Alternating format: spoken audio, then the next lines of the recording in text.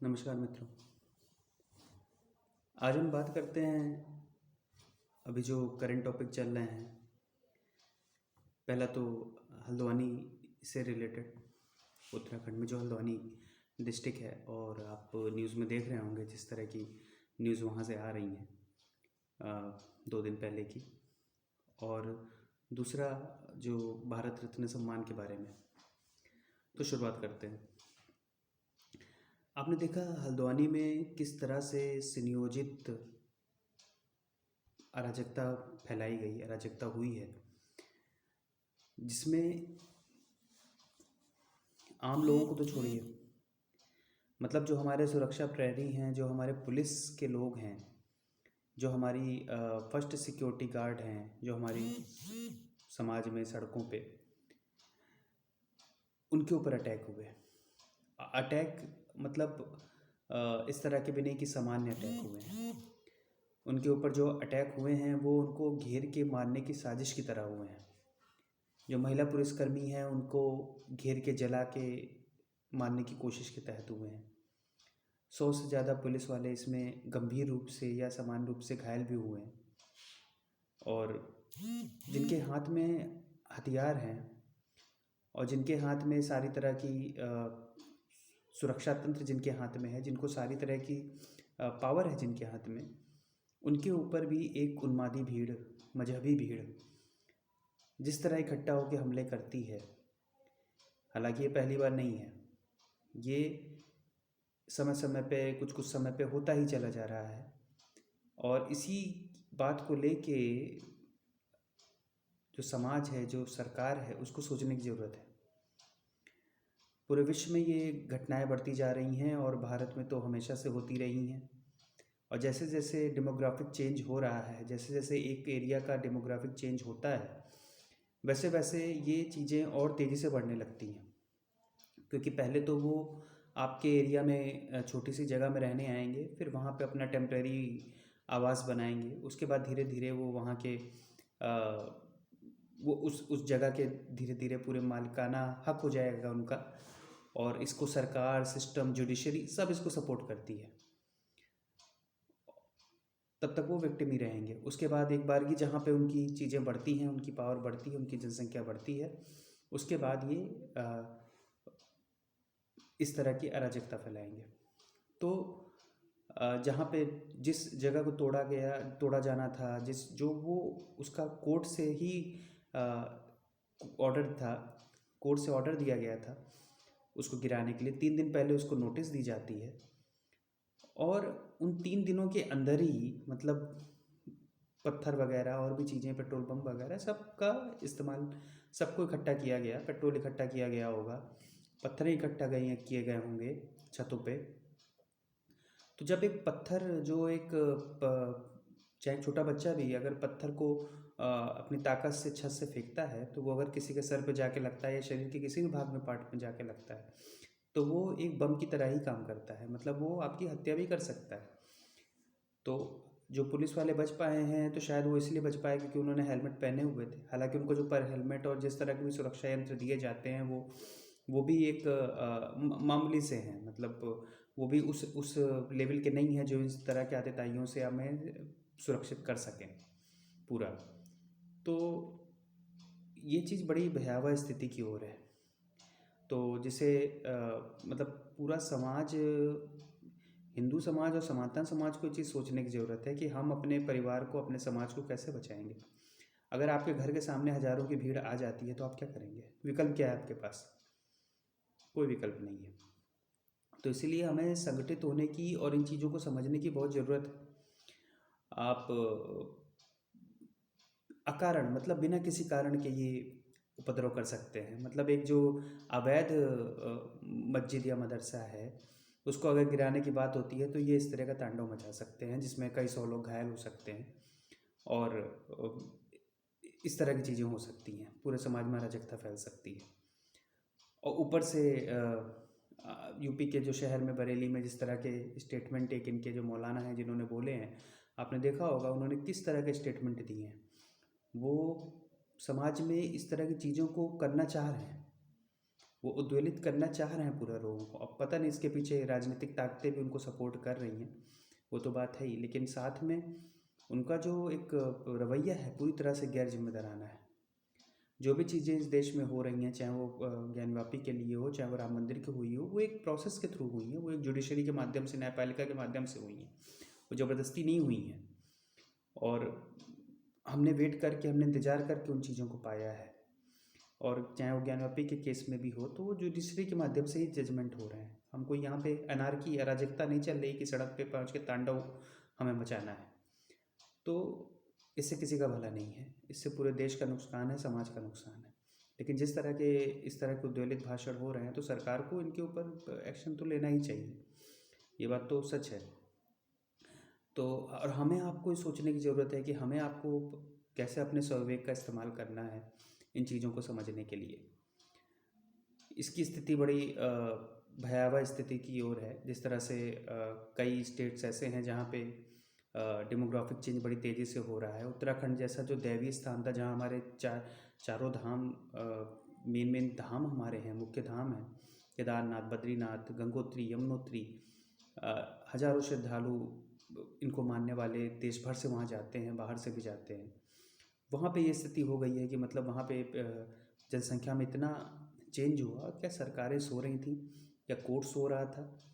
तो सरकारें तो गई, कोर्ट में गई। जब यहाँ की जहाँ पे घटना हुई है हल्द्वानी में, यहाँ पे लास्ट ईयर सरकार कोर्ट में गई, लेकिन एससी ने उनको रोक दिया कि नहीं, आप इतने लोगों को एक साथ विस्थापित नहीं कर सकते तो फिर वो समस्या करेंगे। और जिस तरह से अराजकता उनके दिमागों में भरी हुई है, वो इसी तरह की चीज़ों को करेंगे। तो जनसंख्या जब एक क्षेत्र में अप्रत्याशित रूप से बढ़ती है, तो फिर वो इस तरह की चीज़ों को ही आगे बढ़ाती है। आपके घर में कोई आप किसी को अपने घर किराए पे देते हैं मान लीजिए, और आपके घर में जो व्यक्ति आता है रहने, वो कुछ गुंडा किस्म का है, तो वो धीरे धीरे आपके घर पे ही कब्जा करने लगेगा, आपके घर को अपना ही घर बताने लगेगा, आपके साथ मारा पीटी करने पे उतारू हो जाएगा। पहले तो वो विक्टिम बन के आपके घर में प्रार्थना करके आएगा, और फिर धीरे धीरे वो सब चीज़ों में। और आप जब अपने घर में किसी को किराए पे देते हैं, तो इसीलिए फिर एग्रीमेंट कराते हैं, रजिस्टर्ड एग्रीमेंट कराते हैं, और सारे उसके प्रूफ अपने पास रखते हैं, ताकि इस तरह की कोई समस्या आए तो हम उसमें उसको सही तरह से उसको हैंडल कर सकें।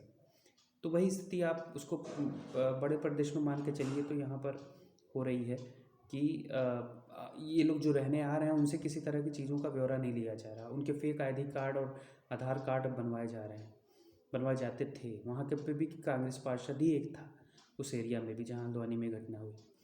और जब ये कोर्ट में लेके जाया गया, तो इसको समर्थन भी वहाँ के जो मेन वकील थे, वो अपने कांग्रेस के ही एक नेता थे। तो उन्होंने इसको रोका, मतलब करने से, प्रतिस्थापित करने से। तो ये सब जो चीज़ें हैं, ये सब दिखा रही हैं कि पूरा एक सिस्टम इनको सपोर्ट कर रहा है। और ये बहुत ख़तरनाक सिचुएशन है। ये हमारे आसपास हर शहर में है, ये केवल हल्द्वानी की बात नहीं है, ये बात हर शहर की है। देश के हर भाग में ऐसा ही हो रहा है। तो इस तरह की चीज़ों को समझने की ज़रूरत है, और इस तरह के लोगों को पे कड़ा एक्शन लेने की ज़रूरत है। वही एक समस्या का हल है, और कोई हल तो दिखता नहीं है, प्रतीत नहीं होता है। आप जब उन वीडियोस को देखिए जिनमें जो पुलिस वाले हैं और महिला पुलिसकर्मी हैं, जिनको जिस तरह से वो परेशान हैं, जिस तरह से उनके हाथ पैर टूटे हुए हैं, शर्ट फूटे हुए हैं, और जिस तरह से वो बोल रहे हैं, तब आपको सेक्युलरिज्म की याद आएगी कि जब आपकी जो फर्स्ट सिक्योरिटी गार्ड हैं, उनकी क्या सिचुएशन है वहाँ पर। तो इसको समझिए कि ये राक्षसी प्रवृत्ति जो है, ज़ॉम्बी की तरह वो घूम रहे हैं। और हमारा जो हम एक वार जोन में है, युद्ध जोन में है, सिविलाइजेशन का जो एक युद्ध है, वो वही चल रहा है लगातार। तो हमारी कह सकते हैं कुछ हिंदुओं में जागृति आई है, लेकिन अभी भी हमें और जागने की ज़रूरत है, हमें और चीज़ों को समझने की ज़रूरत है। दूसरा पक्ष जो भारत सरकार ने भारत रत्न अभी दिए हैं, अनाउंस किए हैं, और आप देख सकते हैं कि जहाँ तक एक साल में 3 या 4 तीन ही प्रावधान है देने का भारत रत्न, लेकिन अब की बार तो ज़्यादा दिए गए हैं, 4 या 5 भारत रत्न अनाउंस हो चुके हैं। अब उनको किस कैटेगरी में रखा गया है, इसको देखना पड़ेगा कि भाई कई ऐसे साल हुए हैं जिनमें भारत रत्न दिए ही नहीं गए। 2023 में कोई भी भारत रत्न नहीं दिया गया। तो क्या एक दो उस कैटेगरी में डाले जाएंगे, मतलब ये एक गवर्नमेंट क्या किस तरह का चीज़ों को लेके आती है उस पर होगी ये बात। लेकिन भारत रत्न की शुरुआत जो हुई वो 1954 में होती है, और 1954 में भारत रत्न शुरुआत होती है, और पहला भारत रत्न देश के राष्ट्रपति डॉक्टर राजेंद्र प्रसाद को मिलता है। और दूसरा मतलब फिर भारत रत्न जो उस समय के प्रधानमंत्री थे उन्होंने खुद से अपने आप को, मतलब भारत रत्न की जो प्रक्रिया है प्रधानमंत्री अनुमोदित करते हैं और राष्ट्रपति के पास भेजते हैं, फिर राष्ट्रपति उसको अप्रूव करते हैं। तो उस समय का जो प्रधानमंत्री जो हमारे चाचा नेहरू जी थे, उन्होंने ही अपने आप को ही अनुमोदित कर दिया, अपने नाम को ही अनुमोदित कर दिया और अपने आप को खुद से भारत रत्न दिलवा लिया। तो ये तो शुरुआत से हुआ। उसके बाद इंदिरा गांधी को भी 71 में मिल गया, राजीव गांधी के मरने के 1 साल के अंदर उनको भी मिल गया। और चाहे वो अंबेडकर हों, चाहे वो सरदार पटेल हों, चाहे वो सुभाष चंद्र बोस हों, चाहे वो और बड़े महापुरुष हों, चाहे खेलों में अगर ध्यानचंद के योगदान को कौन भूल सकता है, जिन्होंने इस देश में कई स्वर्ण जिताए हैं ओलंपिक में भारत को। तो उन सबको अनदेखी हुई, उनको तो कभी भारत रत्न की योगी नहीं समझा गया, और इन्होंने अपने परिवार तक ही भारत रत्न को सीमित रखा। तो अब की बार देखा गया है कि भारत सरकार ने जो भारत रत्न वो दिया है वो अलग अलग समाज के लोगों को दिया है, चाहे वो किसान के कृषि क्रांति के जो जनक हैं, वैज्ञानिक जनक हैं स्वामीनाथन जी, उनको दिया गया। दूसरा अनाउंस पहला हिंदुत्व के जो पुरोधा रहे, जो राम मंदिर आंदोलन के सबसे अग्रणी नेता रहे, लाल कृष्ण आडवाणी जी, उनको दिया। और जो एक किसान और जाटों के सबसे बड़े नेता रहे और पाँचवें मुख्यमंत्री उत्तर प्रदेश के, पाँचवें प्रधानमंत्री भारत के रहे चौधरी चरण सिंह, उनको दिया वो। और कर्पूरी ठाकुर जो बिहार के चीफ मिनिस्टर भी रहे हैं, बहुत बड़े नेता हैं जिनके बेस पे नीतीश जी और लालू ये सब और भी लोग जो हैं उनके नाम को बहुत गाते हैं सोशलिस्ट समाज में, तो उनको दिया। तो इस तरह से मतलब जो भी भारत रत्न इन्होंने दिए हैं वे हर समाज के प्रतिनिधित्व को करके दिए हैं। और सबसे बड़ी बात नरसिंहा राव जी को भी दिए, जो कांग्रेस के प्रधानमंत्री रहे, और उन्होंने अपने समय में जो मतलब जो उनके प्रधानमंत्रित्व काल अगर को हम देखें तो वो काफ़ी चैलेंजिंग प्रधानमंत्री काल था भारत का। मतलब आर्थिक उदारीकरण के कारण भारत में बड़ी समस्याएं थीं, आर्थिक उदारीकरण वो लेके आए भारत में। दूसरा, उन्होंने जिस तरह से उस समय कम्युनल क्लैशेस भी बहुत बढ़ गए थे, बाबरी मस्जिद का ध्वंस हुआ है, उसके बाद जो कम्युनल सांप्रदायिक दंगे हुए हैं जगह जगह, उस समय देश को हैंडल करना, प्रगति को, आर्थिक प्रगति को बनाए रखना, तो उसमें उन्होंने निसंदेह अच्छा काम किया और बहुत विद्वान व्यक्ति थे वो।